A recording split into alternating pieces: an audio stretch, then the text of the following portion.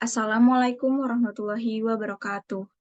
Yang terhormat, Ibu Dea Aisyah Rusmawati, SPD MSI, selaku dosen pengampu mata kuliah biologi, kami dari kelompok 2 ingin mempresentasikan hasil diskusi kami mengenai perkembangan teknologi DNA. Sebelum kami presentasi, izinkan kami memperkenalkan diri. Saya Rahmawati sebagai moderator dengan NIM 4444230010 dan rekan-rekan saya. Saya Rizka Nuria dengan NIM 4444230007. Saya Rahadian Surya Ramadan dengan NIM 4442300054. Dengan saya Devin Aura Ratu Adila dengan NIM 4444230020. Dan saya Nadia Nurpadial Putri dengan NIM 4442300015. Dan saya Agni Kisti Aulia dengan NIM 4444230014.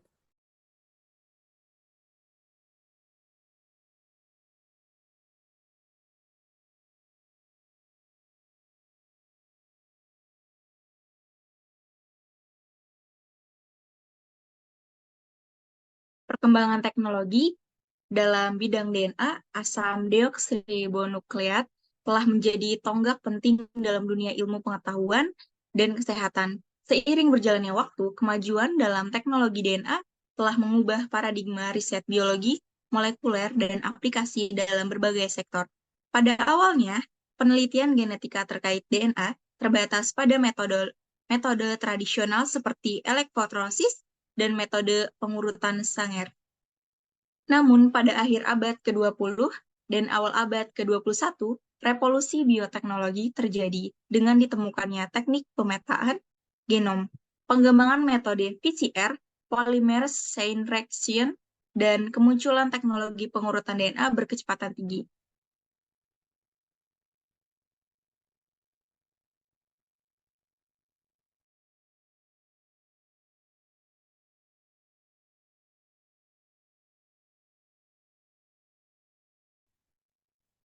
Selanjutnya yaitu perkembangan teknologi DNA rekombinan. Teknologi DNA rekombinan merupakan metode yang menggabungkan DNA dengan tujuan tertentu menjadi inti dalam rekayasa genetika. Dalam perkembangannya, rekayasa genetika memungkinkan memanipulasi gen, memungkinkan ekspresi gen sesuai keinginan peneliti.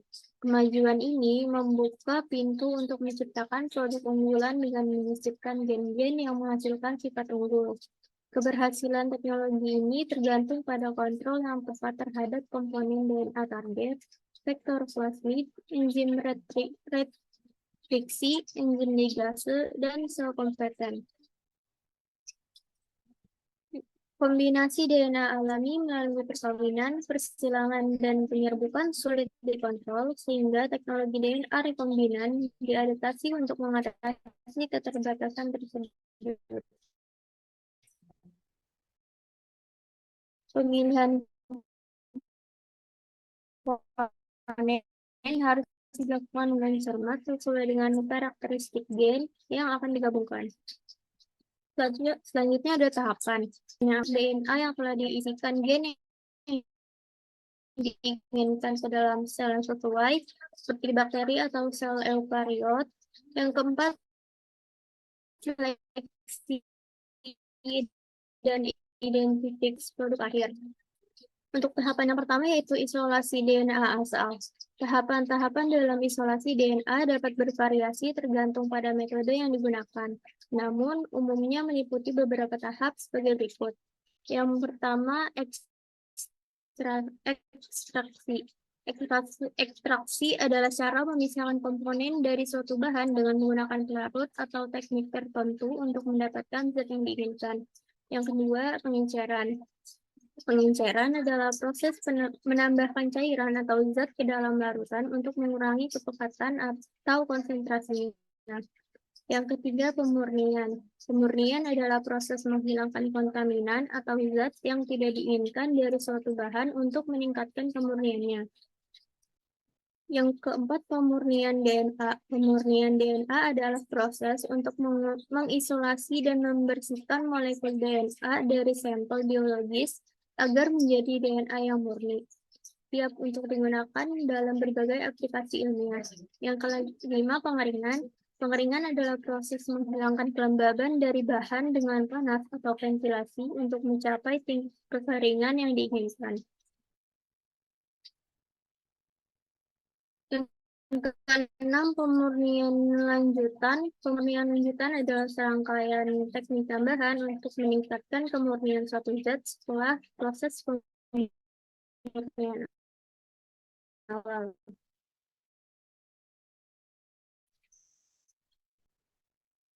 Dan yang terakhir, analisis.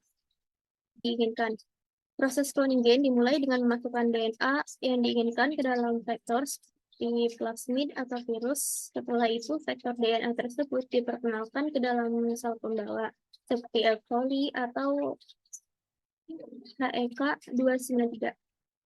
Menggunakan teknik seperti transformasi elektroporasi, sel host yang berhasil diintroduksi dengan vektor DNA yang mengandung gen diinginkan disebut klon, dan digunakan untuk menghasilkan gen tersebut melalui replikasi sel.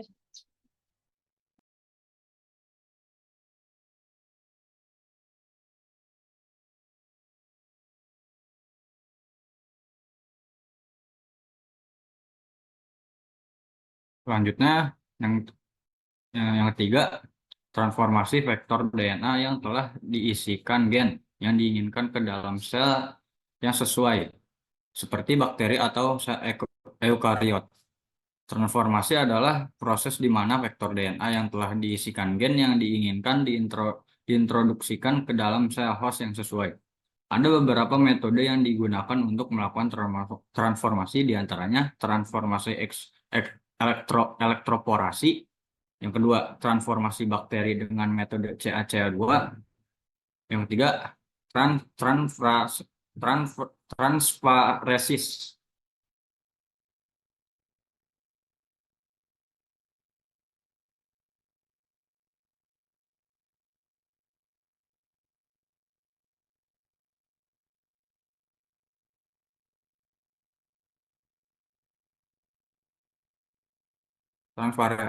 Lanjut.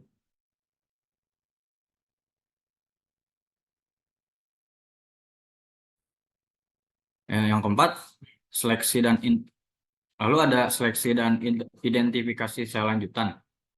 Tahapan dalam seleksi dan identifikasi klon ini adalah yang pertama, penambahan zat selektif. Yang kedua, identifikasi klon menggunakan teknik PCR. Yang ketiga, verifikasi klon untuk memastikan sel yang diinginkan telah berhasil diintroduksikan dengan vektor DNA yang mengandung gen yang diinginkan dengan metode seperti PCR, solder blot atau analisis sequencing. Dan yang terakhir, seleksi klon yang dilakukan dengan cara analisis ekspresi gen, uji fungsi gen, uji disabilitas gen, dan uji kerapatan gen.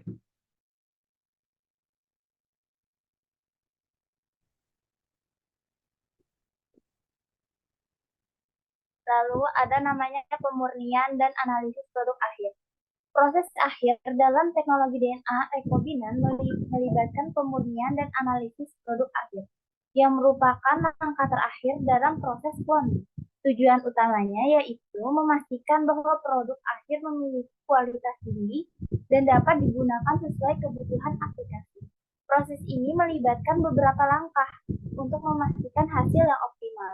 Di antaranya yang pertama, pemurnian protein, lalu pemurnian DNA, analisis kualitas produk, dan yang terakhir itu analisis kuantitatif produk.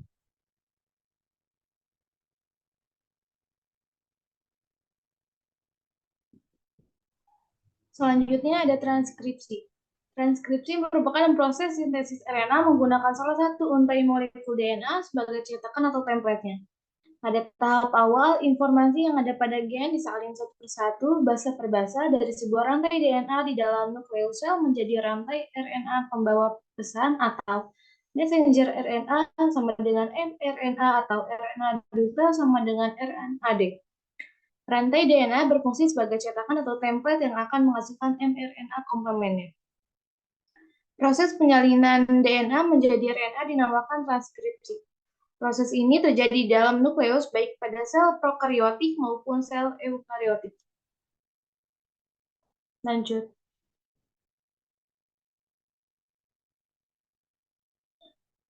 Pada tahap pertama transkripsi ada yang namanya inisiasi. Inisiasi adalah awal dari transkripsi. Hal ini terjadi ketika enzim polimerase RNA mengikat ke wilayah gen yang disebut promotor. RNA polimerase mengikat dua rantai DNA untuk dikopi. RNA polimerase mengenali dan mengikat promoter atau urutan DNA khusus dekat ujung akhir gen di mana transkripsi akan dimulai. Selain berfungsi sebagai tempat pengikatan untuk RNA polimerase dan menentukan di mana transkripsi, promoter juga menentukan di mana dari dua helix DNA yang digunakan sebagai template. Bagian tertentu dari promotor sangat penting untuk mengikat RNA polimerase. Lanjut.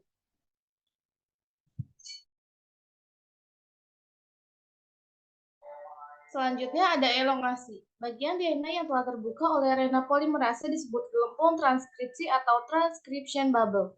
Ketika RNA polimerase bergerak di sepanjang DNA, ia terus membuka rantai helix ganda dan memperlihatkan sekitar 10-20 basa sekaligus. RNA polimerase menambahkan nukleotida ke tiga ujung dari molekul RNA yang sedang terbentuk.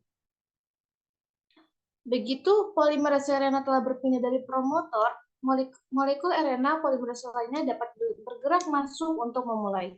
Jika promotor sangat kuat, yaitu jika ia dengan cepat menarik RNA polimerase, gen tersebut dapat mengalami transkripsi oleh banyak RNA polimerase secara bersamaan. Saat RNA polimerase bergerak dan membuka rantai DNA, arah RNA polimerase terbagi menjadi dua.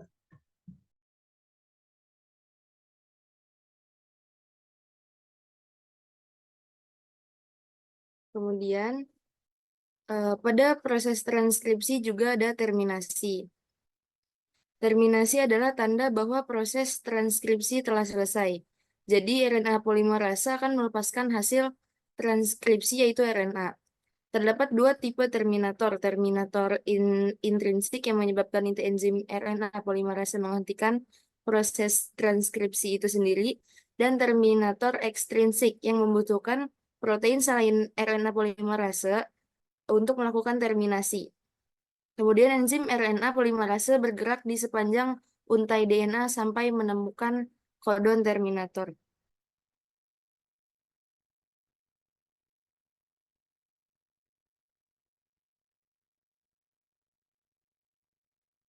Kemudian ada translasi.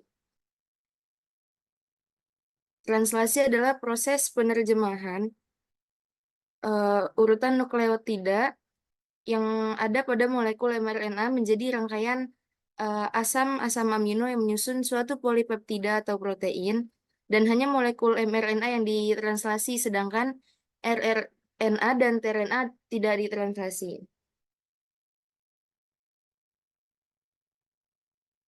Kemudian proses translasi ini terjadi pada sitoplasma, tepatnya pada ribosom yang disusun oleh RNA dan beberapa macam protein. Kemudian proses ini menggunakan urutan mRNA sebagai template untuk sintesis rantai asam amino.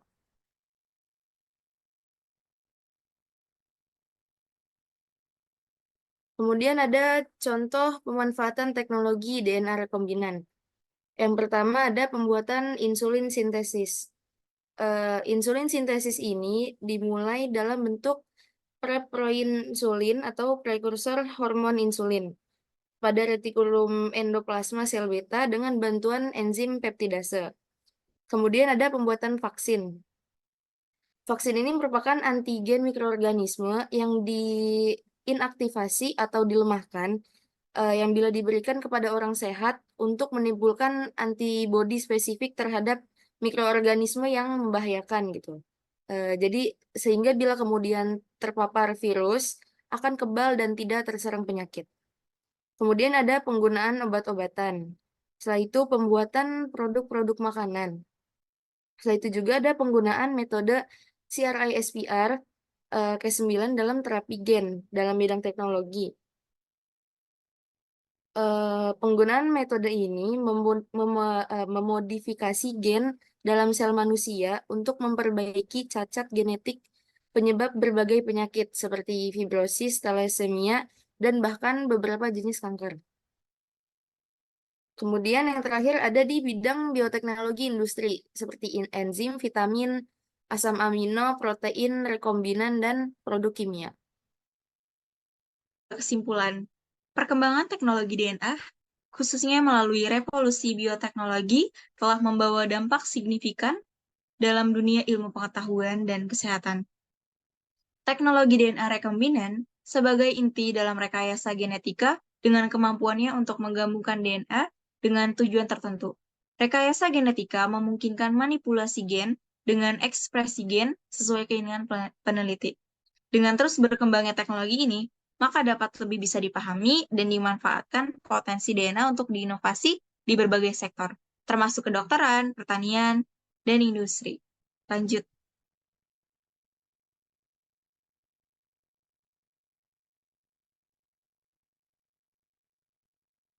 Baik, demikianlah presentasi dari kelompok kami. Saya sebagai moderator meminta maaf bila ada kekurangan.